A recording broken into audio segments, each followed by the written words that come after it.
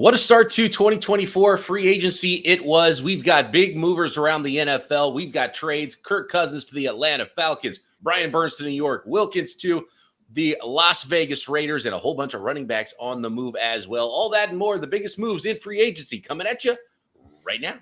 NFL analyst Brian Peacock and former NFL scout Matt Williamson bring you expert NFL analysis every day in less than 30 minutes. Get an inside look into the NFL on the field and in the front office.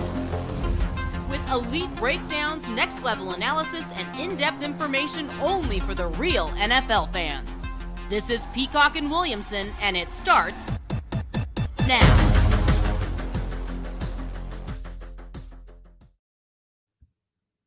Welcome to the Peacock and Williamson NFL Show. Brian Peacock alongside Matt Williamson at BD Peacock at Williamson NFL. Thanks, everybody, for making us your first listen here on the Locked On Podcast Network, your team every day. We love all the everydayers out there, and we always appreciate when you are subscribed on YouTube and everywhere you get your podcast. Today's episode of Peacock and Williamson is brought to you by FanDuel. Make every moment more. Right now, new customers get $200 in bonus bets with any winning $5 bet. That's $200 if your bet wins. Visit FanDuel.com/lockedon to get started. And we get started, Matt, I think with the quarterbacks, and the Minnesota Vikings lose Kirk Cousins to the Atlanta Falcons. It's a huge move, $100 million in guarantees for the 36-year-old quarterback. Kirk Cousins signs a 4-year, it looks like maybe a 3-year, a potential. Basically a 3. Yeah, a 3-year. There's some big money years on the back end, but 4 years, $180 million for Kirk Cousins, 40 in the first year, and then they're going to have to start figuring out some things, I think, with the cap. And my initial thought with this move is I totally get it. The Falcons are ready to compete now. They got a quarterback who's ready to compete now, but that quarterback isn't the youngest anymore in Kirk Cousins. And he's coming on a pretty severe injury, right? And he is the same age at 36, which I didn't even realize until after he had signed. I thought, well, how old was Matt Ryan when he was still with the Falcons? Matt Ryan's last year on the Falcons, he was age 36, and that's the age that Kirk Cousins is this year in his first year of a 4-year deal with the Atlanta Falcons. If Matt Ryan, and obviously they're different players, but it's just really interesting, especially since it's the Falcons, and Falcons fans remember what the end of Matt Ryan looked like. Matt Ryan would still be on his 4-year contract if he signed one at age 36. That is crazy. And boy, I mean, that's not a glowing endorsement for Cousins. I mean, Ryan was a shell of himself, especially that year with the Colts and very end with the Falcons. And I definitely want to stress the Falcons conversation, but I do find it interesting that the Vikings spent a lot. Yeah, I mean, Greenert and Van Ginkel and Cashman, Aaron Jones. Looks like Sam Darnold he's going to be in the mix at quarterback. I mean, I like that fit as well. So it wasn't like they just decided, we're just living for tomorrow. They just got basically outbid, in my opinion. And they gave him a lot of money. I mean, a lot of money. And then they signed Darnell Mooney like an hour ago to really complete what I think could be one of the better offenses in the league.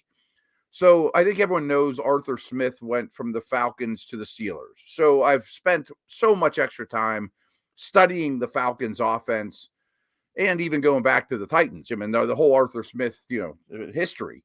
And man, did I come to the conclusion that the Falcons offense would have been quite good these last 2 years if they had a quarterback that could just complete passes. I mean, they're like the least accurate team in the league. I mean, Kyle Pitts is screaming down the field, 30 yards down the field, and Mariota misses them, or Ritter throws it in the seats. I mean, like, London was open all the time. Bijan, I mean, these guys were phenomenal doing their job. The quarterback just couldn't get the ball. And, I mean, I'm not making excuses for Smith because he's a Steeler, but he's probably looking at this like, man, couldn't I have had a quarterback? I mean, I think the Falcons are in really good shape. Yeah, Arthur Smith's probably like, yeah, Kirk Cousins would have been nice. Hopefully the Steelers get Kirk Cousins level quarterback play, right? Which is why it's so hard to even get. And we've talked about the Kirk Cousins line. It's better than what the Mendoza line is in baseball, but it's, half the league's going to have a pretty good quarterback compared to you, but half the league, you're going to have an advantage at quarterback because teams are struggling to get to the Kirk Cousins level at quarterback. Still, it's been a long time that teams have not been able to get there. So it's huge in the short term for the Atlanta Falcons. I still wonder how that's going to look long term, and if this is ends up being a really rough $100 million guaranteed once they get to year 2, 3 of this contract. So that's my only question with this, but obviously it makes the Falcons contenders right away in that division. Yeah, and last year they did a lot of good things to enhance the defense that was really bad before that. I would imagine that pretty much the entire upcoming draft, including their first-round pick, is going to be defense, pass rush. And I like what Tampa has done, too. I mean, they're not conceding the year by any stretch either, but I think Atlanta's the team to beat in the South. Obviously, the Tampa Bay Buccaneers stuck with Baker Mayfield. He got a nice little contract there. And Sam Darnold, a lot of people are clowning the Vikings because of the Sam Darnold move. I thought it was a really good couple of days for the Minnesota Vikings, and Sam Darnold doesn't change anything. It just gives you a guy that maybe still has, he's still fairly young, and maybe the a lot of ability. A little bit working with Kyle Shanahan in San Francisco last year, and we've seen how that's worked out in the past for some quarterbacks. Sometimes it helps. Sometimes Mitch Trubisky's still Mitch Trubisky, so we'll see what Sam Darnold is and see how clearly he sees the field, or if he sees the field at all, and what the Vikings do in the draft. But Sam Darnold isn't the plan for the Vikings. He's a guy who can be a stopgap. He can be a bridge quarterback if you need it, and maybe they even make a move in the draft and draft a guy, and Sam Darnold never starts for him. Who knows? I would imagine some rookie ends up on that team. I mean, Spencer Rattler or better. Right? Yeah, Penix or Nix. Somebody will be on that team. How about Christian Wilkins, the second biggest deal so far in free agency? 4 years, $110 million for Christian Wilkins. He leaves the Miami Dolphins for the Las Vegas Raiders. I didn't really see it coming with the Las Vegas Raiders making a big move, and they obviously have a need to get really strong on that defensive side of the ball, and you pair him with a pretty good defensive line now in Las Vegas, and suddenly maybe you're rolling a little bit on the defensive side of the ball, and it's going to help the guys on the back end where they still have some work to do as well. 4 years, $110 million for Christian Wilkins. Almost $85 million guaranteed. I mean, yes. Nice to be on the open market as an elite defensive tackle that can play the run and pass at a high level. And I like it. I mean, I think that they need some identity, especially on defense. It's always been Max Crosby and a bunch of dudes, and now the whole defensive front looks like it has a chance to be really good, especially if last year's first-round pick steps up in year 2. He didn't really blow my doors off as a rookie, but just the fact you have Wilkins and Crosby makes you very formidable up front. I like that they kept Andre James. I mean, centers are making a lot of money. I want to talk about that later, too. And, hey, Gardner Minshew, I mean, you could do worse as a placeholder. I mean, Minshew, O'Connell, and maybe something else, but they were kind of in quarterback no man's land there. I saw a really funny mic'd up segment after Minshew signed with the Raiders with Max Crosby talking trash to Gardner Minshew and calling him little boy on the field while he was sacking him. And the Minshew deal is interesting because he got more money than I expected. They treated him like a quarterback who might play might be a bigger plan than what we just talked about with Sam Darnold potentially. And so my ears perked up a little bit when I saw the Minshew contract. And I think that's one that the Raiders had to force the issue a little bit on that, on that signing with the agent there to try to convince Minshew to go to the Raiders. But to be honest with you, that might be the best spot for a quarterback to go in free agency if you're a guy that might not be able to sneak into a lot of spots and have a chance to compete for some starting reps early. I like the fit of Minshew there. I mean, I think he is a placeholder, but I think he's maybe one of the top 32 on the planet right now. Closer to 32. He's Kirk Cousins. Yeah. We just talked about the Kirk Cousins line, and he's under it, and so still some work to do, and we'll see what they do in the draft as well for the Las Vegas Raiders. Interesting season upcoming there. A lot of money for Robert Hunt, by the way. He also leaves the Miami Dolphins. The Carolina Panthers. I think we're going to have a segment on the Carolina Panthers next, Matt. Okay. Let's start with Robert Hunt here. 5 years, $100 million for the guard. Big guard money. Is this the first time there's ever been a $100 million guard in the NFL? I can't think of many. So here's my theory is I've been very really paying a lot of attention to the center market. Steelers cut Mason Cole and they need one bad. And the guards, I think, are the most startling thing of day one, to be honest with you, led by Hunt. I mean, $100 million guy he's not a top 10 guard, in my opinion. He's a good young player, but same with Dotson. I mean, the guards, the interior O linemen are getting paid like crazy. And there's been a lot of running back movement already. I mean, Joe Mixon gets traded today. I mean, so why am I stressing those two things? I think the league is saying, led by the Rams, by the way, who have two now high-powered guards, and Steve Avila is going to go from guard to center, that if you're going to play nickel and two high and dime, we just want to mash your face, and we're going to pay for linemen and ball carriers to do it. I mean, the league always zigs and zags based on tendencies, and I think that's what the league's telling us right now. The Panthers needed to get better in the middle. Yeah, Damian Lewis as well. So, and you mentioned we'll just clean up the guard stuff here. And Winu stays in New England on a 3-year, $57 million contract. And Jonah Jackson, as you mentioned, goes to the Los Angeles Rams, $351. And, that Robert Hunt contract's probably not going to see year 5 of that $100 million, maybe probably more not. Like 3 years, 63 is what it's looking like here from the capologists on potential out there. But still nice money for interior offensive linemen in the NFL. They're making more than running backs these days, but running backs making a comeback, Matt?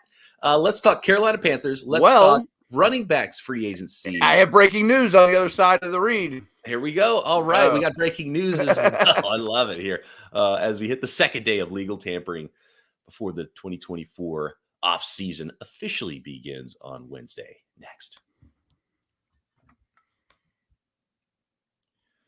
This episode of Peacock Williamson is brought to you by FanDuel, America's #1 sports book. Say goodbye to the busted brackets because FanDuel lets you bet on every game of the tourney, whether you're betting on a big upset or a 1 seed. It's time to go dancing on America's #1 sports book because right now new customers get $200 in bonus bets if your first $5 bet wins.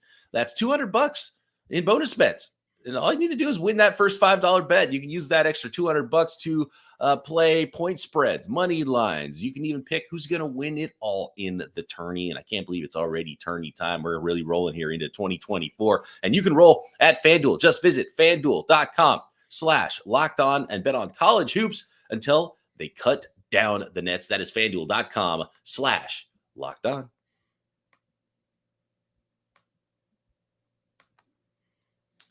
Here we go. I have a road game today, so I don't have my breaking news sound here, Matt, but hit us with it. What is the latest in the NFL? So real quick on the Panthers, and we'll mention the Brian Burns trade too, folks. But if you're going to have a short quarterback, you better have a very solid interior pocket. So they went out and got 2 guards. But here's the late breaking news, and I think it's something we've all wanted to see. Frankly, from a Steeler perspective, I don't. But Derrick Henry to the Baltimore Birdies. How about that? Okay. Perfect fit, in my opinion. Wow. Okay. So Derrick Henry to the Baltimore Ravens. Do we have any details on the contract yet with that one? That I'm looking for. Yeah, I have not seen one specifically yet. But I've been surprised how soft the market's been for Henry, and some of the projected numbers for him are much lower than some of these other running backs. And I get why Jacobs and Barkley might get more. Tony Pollard also on the move. So let's go through those, and Austin Eckler as well. Josh Jacobs to the Green Bay Packers, 4 years, $48 million for. How about that move for the Packers? They liked Josh Jacobs so much more than Aaron Jones that they just cut Aaron Jones and signed Josh Jacobs instead to a pretty big contract, $12 million a year, which is third now, I think, in the NFL because of Barkley's per year on a 3-year contract. And Christian McCaffrey's #1, I think, at $14.1 million is what he's got coming to him this year for the 49ers. And then Aaron Jones goes and stays in the division and trying to be a thorn in the side of the Packers now and on a 1-year, $7 million contract, which I like for the Minnesota Vikings. So, aside from losing Kirk Cousins, which is rough, and maybe it was bad money for them to do that anyway, if they figure out quarterback, I actually kind of like the offseason for the Minnesota Vikings with the way they're retooling right now. But so Aaron Jones, 1 year to the Vikings. Josh Jacobs, 4 years, $48 million, 12 per to the Green Bay Packers. Saquon Barkley stays in the division, goes to the rival Philadelphia Eagles, and Giants fans aren't super happy about that one. 3 years, $37, almost $38 million. So that's the biggest money this offseason for a running back, and the second biggest to Christian McCaffrey, as I mentioned, $12.5 million per year for Saquon Barkley on his 3-year contract. You got Tony Pollard to the Tennessee Titans, 3 years, 24, replacing Derrick Henry. Now we know Derrick Henry is going to the Baltimore Ravens. DeAndre Swift to Chicago for 3 years, $24 million.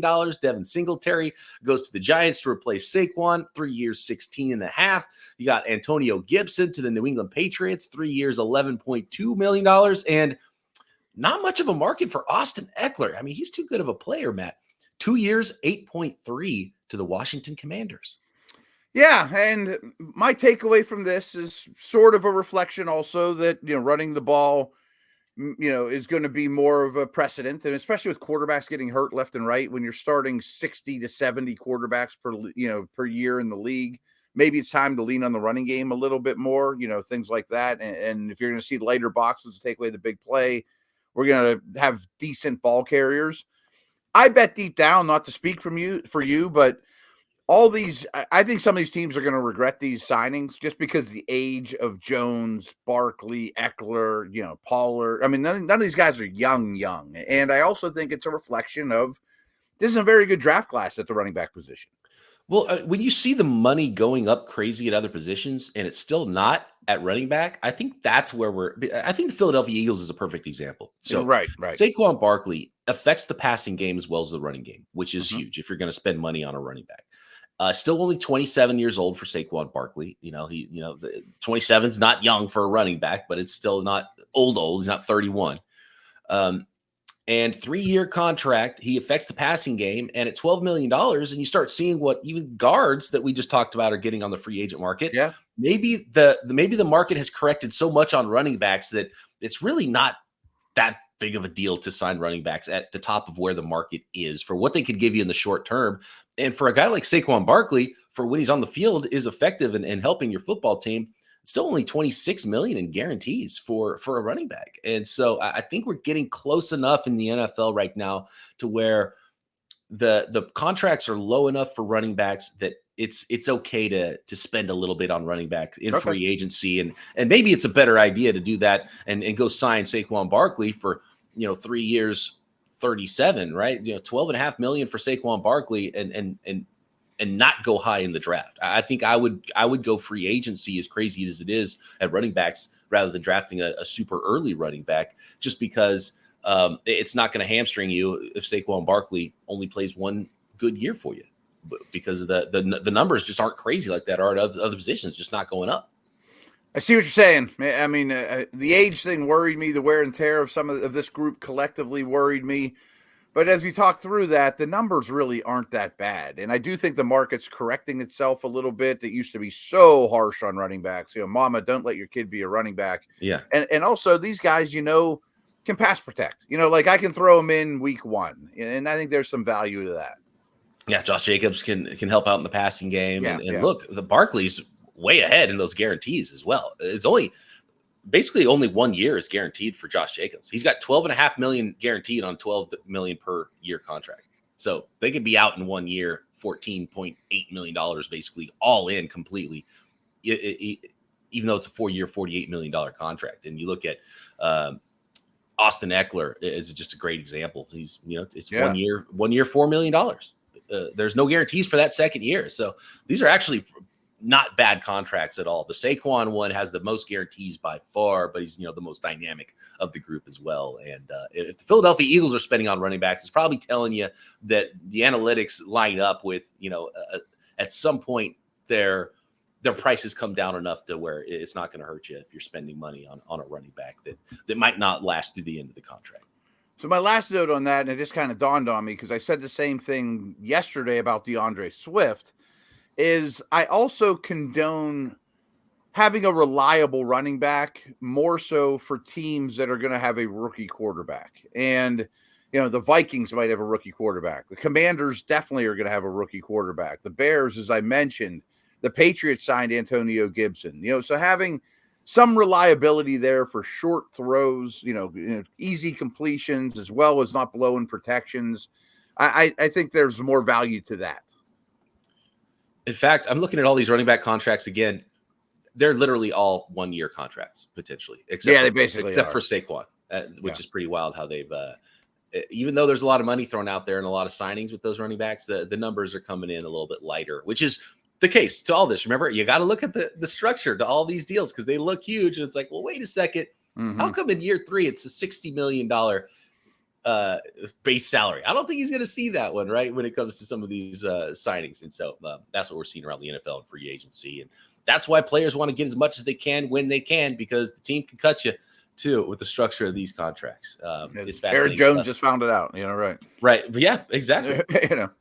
You're amazing. You have the key to the city. And then 4 months later, after the end of the season, oh, wait a second. Hold on. This next year's cap number doesn't look good.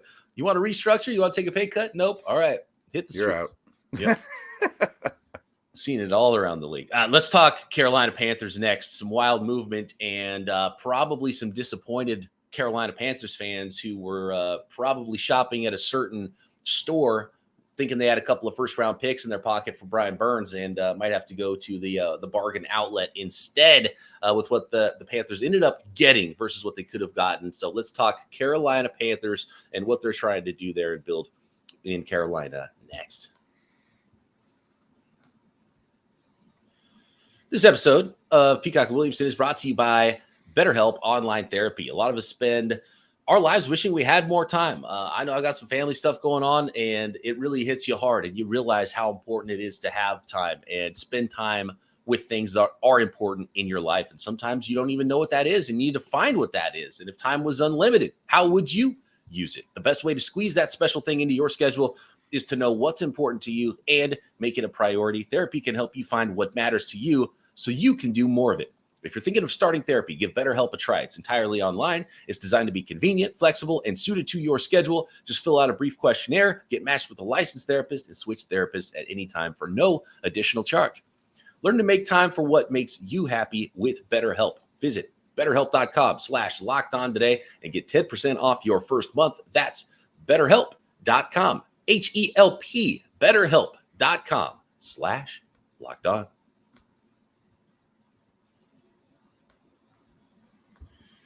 Carolina Panthers, they get a 2nd-round pick and a 5th-round pick in the end for Brian Burns. Brian Burns goes to the New York Giants on a massive $150 million contract, becomes the 2nd highest paid edge rusher to Nick Bosa, who signed last offseason in the NFL. It's a huge swing for the New York Giants, and to be honest with you, it costs less than I thought, even though I knew the Panthers weren't going to get 2 first-rounders. I thought they might squeeze 1. They get a 2nd-rounder, a high 2nd-rounder, plus. So just probably a hair under first-round value in the end for Brian Burns. And it highlights some mismanagement for the last couple of years from the Carolina Panthers because they traded 2 first-rounders for a 2nd for 1 season of Brian Burns, essentially, by not taking the offers that were made before. And it was the Bears wanted him instead of DJ Moore. DJ Moore ended up going. The Rams offered 2 first-round picks for Brian Burns. The Panthers, and I can see why the Panthers would want to keep him around, but they end up not doing that. And you look at the draft and what they did there. Not a great situation, but a couple of high seconds now. They can even get into the first round of this draft if they want to, Matt, from the top of the 2nd. Carolina Panthers, what do you think about what they're doing and what the New York Giants are doing right now? Yeah, I want to start with the Giants. I really am impressed with the Giants day one because they concentrated on the line of scrimmage. Burns opposite Thibodeau with Lawrence in between.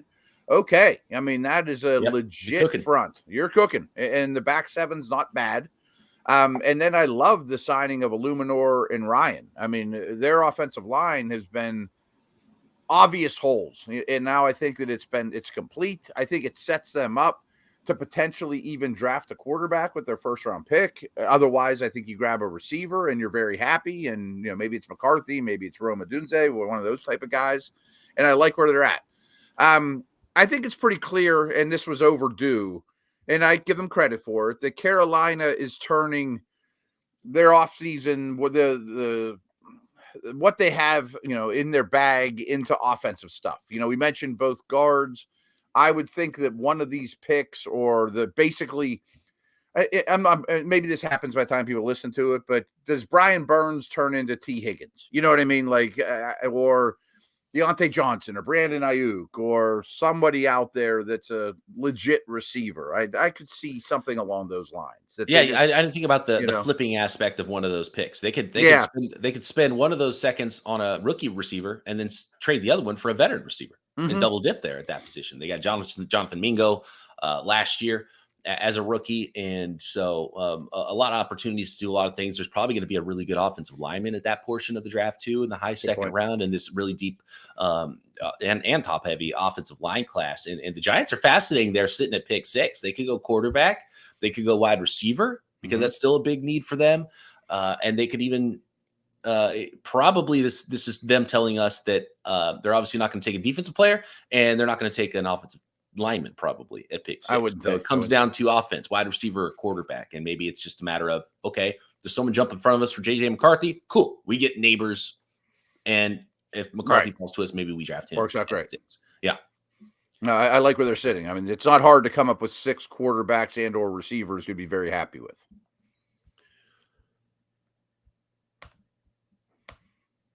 I'm just refreshing my list here, making sure there's no new signings, and then taking a look at what the biggest moves have been so far this offseason that we have not talked about yet. Anything standing out to you? Irv Smith just signed with the Chiefs. I thought that's kind of interesting. I mean, is he going to be fantasy relevant once again? Joe Mixon goes to the Texans. These are all very new things that have happened. I don't mean to be negative, but go negative. Why not? Let's get negative. I mean, I think this team has earned it. The Jacksonville Jaguars, I mean, every year they do things I don't agree with this time of year. And then 2 years later, they're cutting those guys I didn't agree with. And I think Gabe Davis is the epitome of that. Darnell it's Savage. The Christian Kirk. Okay. It's the Christian Kirk all over again, isn't it? They just did this and they just did it again. Pony, right. Yeah. And they're spending a lot of money they don't have. They didn't have a lot of cap space.